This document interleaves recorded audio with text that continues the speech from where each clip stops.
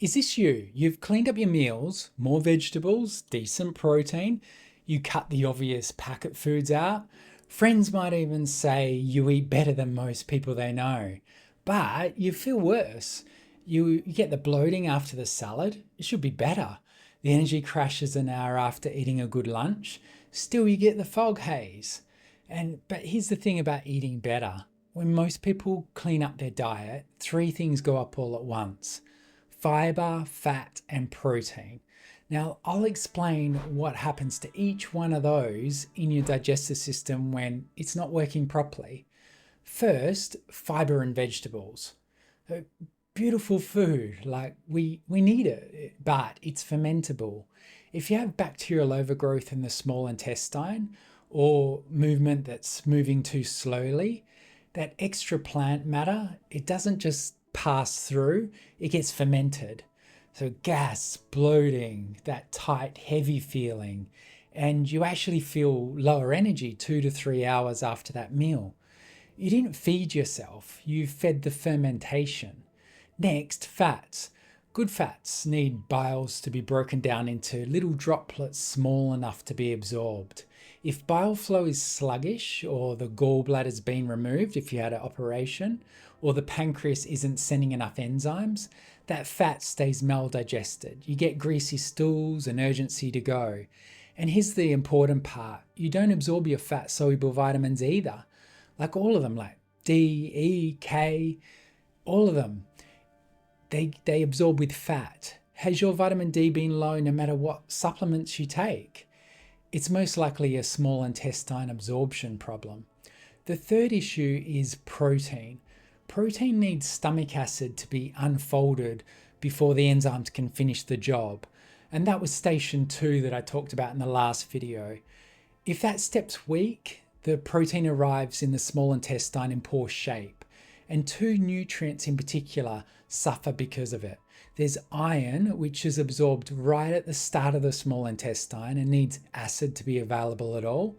And also B12, which is absorbed right at the far end and needs the previous process from the stomach to get there. So look at the pattern: low iron, low B12, low vitamin D, fatigue and fog. Can you see that it's not a supplement problem? That's the foundation of a small intestine that isn't working properly.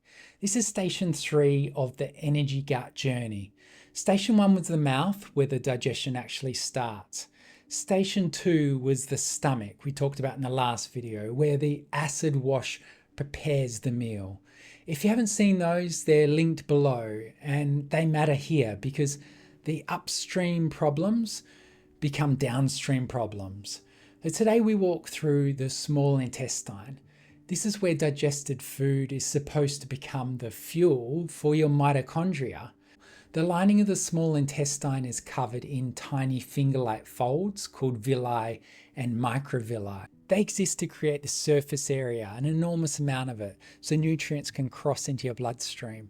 That's the actual absorption point. The stomach doesn't finish your meal, it's just the point where it starts to break down the fuel. When the surface area of the small intestine is calm and well supplied and getting properly prepared meal from upstream, fuel becomes a steady fuel for your cells. When it's inflamed and rushed and just enzymes are lacking and bile, they receive a half prepared meal and a different story happens, obviously. You eat well and you're still exhausted. The food was perfect, but the absorption never was completed. Think of it like a restaurant in front of locked doors in front of the restaurant. Guests keep arriving at the restaurant and orders are taken from the street, but they can't get past the door. It looks busy and open, but if the ticket doesn't get to the kitchen, nobody eats. Your mouth and stomach can do everything right, but if station 3 can't receive digestion, absorption, your energy system is still standing outside that locked door of the restaurant. Is malabsorption the only reason for chronic fatigue? No, of course not. There are most definitely other factors, otherwise you wouldn't be here watching this. It would be simple. Your infections, your nervous system load, your thyroid, your sleep, your trauma, your genetics, your own story of how you got here. You're not a template, and one size fits all medicine is not going to resolve complex fatigue. But if we only talk about the brain and the willpower and the next supplement you're going to take to fix it, it doesn't work. If we never ask whether nutrients are physically crossing the gut wall, we've skipped a station that sits right in the middle of recovery. There is another point I need to touch on here.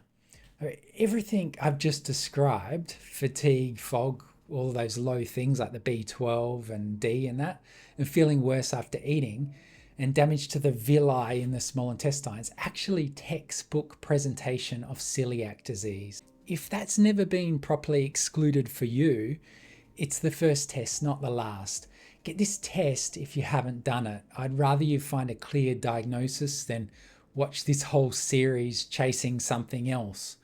Now let's put our detective hats on. If you eat decently and still feel empty, I don't start by asking what superfood are you going to add or what supplement. I ask what's stopping the small intestine doing its job. So run this checklist with me. Do the fats and fibers that should help instead leave you bloated, and adding more just makes it worse? Any stool changes, urgency, undigested food, greasy stools that float, or a sense that it didn't digest well? Has your blood work come back with low iron, B12 or D, or even high ESR? Did station 2 never resolve, even though you did that? Heavy protein sits there and feels just uncomfortable. Is stress still running your meal times, so blood flow and nerve signals never actually switch over to rest and digest? That's not woo-woo, by the way. Your small intestine has a housekeeping wave that sweeps it clean running between meals. And it only runs when you're not eating and not in that stressed fight or flight state. Constant grazing and constant stress switches it off. That's one way bacterial overgrowth, that SIBO, takes a foothold in the small intestine. So here's the practical part. I'd love if you can try it because I've seen it help time and time again. Gentle and small and on purpose. Try this. One simple warm lunch a day, a clean protein, a soft cooked plant side, enough fat to satisfy. Eating slow, and that's the key. And a big salad, raw salad, it's hard to digest. Score it. Rate your energy out of 10 to 30 minutes later, and again at 2 hours later. And just in a notebook, a line of notes, and that'll stop you guessing. You'll be able to track it on paper. Now, I've put a simple one-page tracker in the description. If you want that format, it's down in the description. Slow the entry of food. One breath, the first bite. Actually chew it. No laptop, no phone while you can eat. And absorption isn't only chemistry, it's blood flow, nerve tone, and time. And this week, stop stacking more and more onto it. Resist adding new supplement powders or capsules of herbs on top of a gut that's already not working. Even when it doesn't seem like you're treating your gut, it's simplifying your gut's work. Reduce the load and leave room for repair. And if you have blood in your stool, black stools, unexplained weight loss, food getting stuck when you swallow, or fever with severe pain, that's medical care today, so please get it checked out straight away. I'm not going to tell you a simple lunch resolves fibromyalgia or undoes years of chronic fatigue in a week, but I'll give you the best start, and this is the foundation. What I'll offer is hope as well. When the function of the small intestine improves, some people find the post-meal crash often softens. The bloating eases, the head clears a notch. Not because they pushed harder, but because a little more of the fuel was finally absorbed. And here's why I don't guess at this in clinic, because those 6 questions I asked have very different answers. Fermentation is not the same problem as low bile. Low bile is not the same problem as celiac disease. And slow motility is not the same problem as pancreatic enzymes. And SIBO testing, microbiome testing, celiac testing, and a proper look at nutrient status will tell you which of these is actually happening in your body. And the treatment for each one is different. That's why part of a checklist can't do that for you. If you want that worked out properly, the consult link is in the description. True long-term wellness is a bigger picture, multimodality, not one magic pill, a holistic plan. The mouth starts the digestion, the stomach prepares the meal, the small intestine passes the fuel through, and missing this station and eating well can still leave you empty. If your restaurant has been taking orders for years with the kitchen doors half locked, you don't fix it by printing a better menu. You restore the conditions for the meal to reach the guest, calmly, steadily, one plate at a time. So station 3, food is not the same as fuel absorbed. Your fatigue may be telling the truth about the gap.